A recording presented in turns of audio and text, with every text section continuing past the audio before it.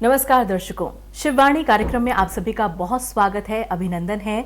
मैं हूं आपके साथ चित्रा शर्मा। दर्शकों, हमारे जीवन में बहुत से कष्ट आते हैं, बहुत सी बाधाएं, बहुत सी समस्याएं आती हैं, लेकिन उन समस्याओं से पार हमें कैसे पाना है, हमें ये पता कैसे चलेगा कि हमारे जीवन पे कष्ट कौन सा आ रहा है। अगर आप ये जानना चाहते हैं तो सबसे पहले आपको अपनी जन्म पत्रिका, अपनी कुंडली का विश्लेषण कराने की आवश्यकता है। उसके बाद पता चलता है कि आपकी जन्म पत्रिका में क्या दोष लग रहा है, किस दोष की वजह से आपके जीवन पर जो है बुरा प्रभाव पड़ रहा है।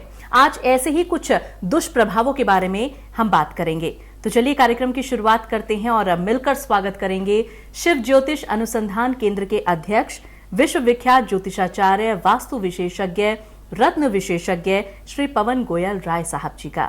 नमस्कार राय साहब जी, स्वागत है। नमस्कार मित्रों, बाबा की कृपा पर बने रहे, ये मैं दिल से आपके लिए कामना करता हूँ, बाबा कृपा करें। राय साहब जी, बहुत सारी समस्याएं लोगों के जीवन में आती हैं, लेकिन लोग ये नहीं जान पाते हैं कि ये समस्या आ क्यों रही है, कौन से ऐसे ग्रह हैं जो इन समस्याओं को पैदा कर रहे हैं। आज हम ऐसे ही कुछ दुष्प्रभावों के बारे में आपसे जानकारी चाहते हैं, जैसे मंगल दोष हो जाता है या पितृ दोष हो जाता है या काल सर्प दोष हो जाता है। सबसे पहले मंगल दोष के बारे में आपसे जानना चाहती हूं कि किस प्रकार का ये दोष है, और अगर किसी जातक जातिका की कुंडली में ये दोष आ जाता है तो क्या प्रभाव पड़ता है उसके जीवन पर। देखिए मित्रों, समझ लीजिएगा, मंगली दोष अपने आप में एक बहुत बड़ा दोष मानते हैं। जिसकी कुंडली में मंगली दोष पाया जाता है, शादी विवाह देर से होती है, कष्ट बन जाते हैं, काम हो नहीं पाते, तरक्की हो नहीं पाती, सुख सौभाग्य की कमी रहती है, कई बार संतान में बाधा उत्पन्न हो जाती है। तो ये सारी चीज़ें मंगली दोष के कारण मिलती हैं। अब मंगली दोष होता कब है, ये आपके लिए जानना बहुत ज़रूरी है। ये कि हम मंगली दोष कहेंगे किसको, तो मैं तो समझ लीजिएगा, कुंडली में 12 भाव होते हैं। 12 भाव में से 5 भाव में कौन कौन सा भाव, लगन पहला भाव, चौथा भाव, 7वां भाव, 8वां भाव और 12वां भाव, इन भावों में यदि मंगल बैठा हो तो ऐसा बच्चा मंगली कहलाता है। मंगली की शादी मंगली से करें तो ज़्यादा अच्छा रहेगा, अन्यथा कष्ट के होने के योग बन जाते हैं। तो आप समझ लीजिएगा, मंगल दोष छोटा दोष नहीं है, बहुत बड़ा दोष मानते हैं मंगली दोष को। फिर मैं रिपीट करता हूँ, तरक्की नहीं होने देता, काम नहीं बने देता, सुख सौभाग्य की कमी करता है, मान सम्मान कमी करता है, शादी विवाह में विलम्ब कराता है, तकलीफ पैदा करता है, कष्ट पैदा करता है। तो इसके लिए उपाय 2-3 तरह के उपाय हैं। अगर लगन का मालिक मंगल मित्र है तो मंगल के लिए मूंगा धारण कीजिएगा, अदरवाइज मंगल के जाप कराइएगा। 2 ही तरह के काम इसके हैं, या तो मूंगा धारण कीजिएगा और या मंगल के जाप कराइएगा। इतना करने से आपको लाभ मिलेगा। मंगल के दान भी आप कर सकते हैं।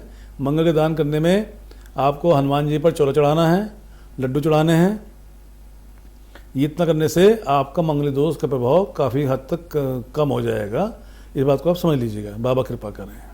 चलिए दर्शकों, तो किस प्रकार का होता है मंगल दोष और क्या प्रभाव ये आपके जीवन पर डालता है, ये राय साहब जी ने हमें समझा दिया है।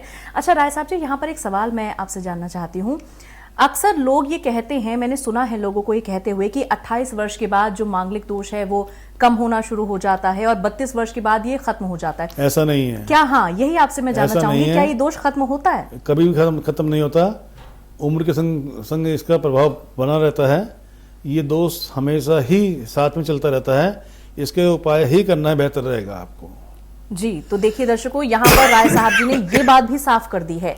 जो लोग इस भ्रांति में हैं, इस पशुपेश में हैं कि 28 वर्ष के बाद मंगल दोष कम हो जाएगा या 32-33 वर्ष के बाद ये खत्म हो जाएगा, तो ऐसा बिल्कुल नहीं है।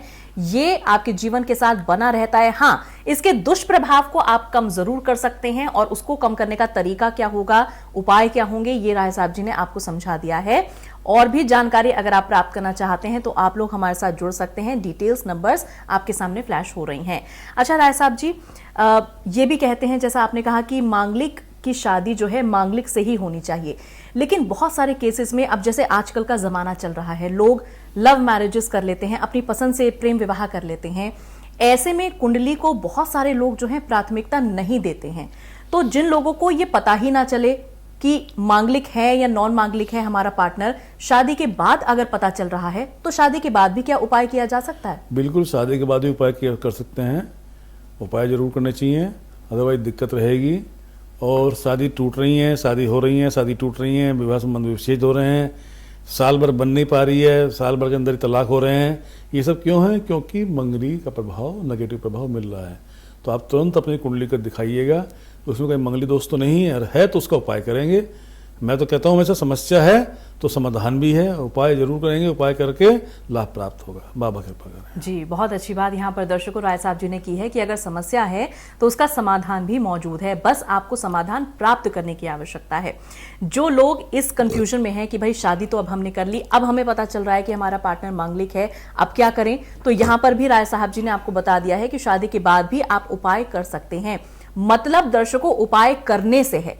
अगर आपको पहले पता चल जाता है, आप शादी से पहले इसका उपाय कर सकते हैं, बाद में पता चलता है तो आप बाद में भी मांगलिक दोष का उपाय कर सकते हैं। आप चाहते हैं कि ठहराव आए, जीवन को आप खूबसूरती के साथ जीना चाहते हैं, समृद्धि के साथ जीना चाहते हैं, तो राय साहब जी का मार्गदर्शन लेना बहुत जरूरी है। वो जो आपका मार्गदर्शन करते हैं तो ऐसा करते हैं कि जीवन में आपको कभी पीछे मुड़कर देखने की आवश्यकता नहीं होगी। जीवन में हमेशा खुशियां प्राप्त करेंगे, उन्नति प्राप्त करेंगे, समृद्धि प्राप्त करेंगे।